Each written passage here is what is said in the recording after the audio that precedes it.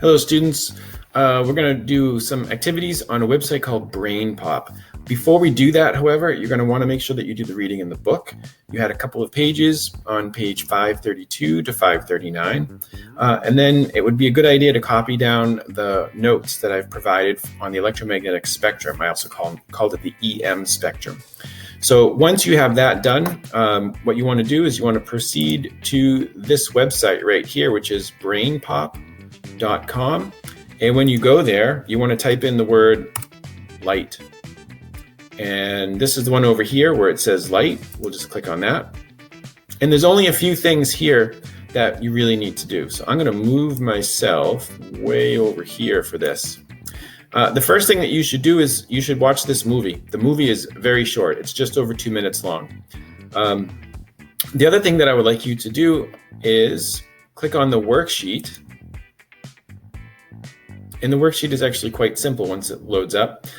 Here for each of these different sources of light, just to identify whether it is by heat, artificial by electricity, or if it's natural light. So you can literally just type in those abbreviations as you're going through that. And then there's a few things to think about in terms of light. Does it speed up or slow down as it changes media? It goes from air to liquid. And then if we go back here, the other thing that I would like you to do, and this is the part that you need to turn into me, is the graphic organizer. So once this loads, you can see that we have this graphic organizer. Light is in the middle, and then you have these other areas on the outside. And what you can do is when you're going through this and answering these questions, you can literally just type in here is where your answers go.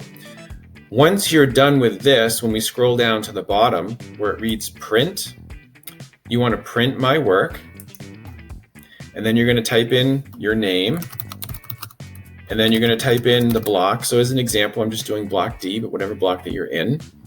And then you click OK. And what it will do is it'll generate your worksheet that you just got a peek of. And it will have your answers here. And it will have your information at the top, so I can see that. And then you want to make sure you have it saved as a PDF, and then you're just going to click Save. And then once you save it, you can attach this to Google Classroom when you're turning in this assignment for BrainPOP. If you go back to Light, there are a number of other different options that you have. There's a quiz, make a map, right? All these things that are here.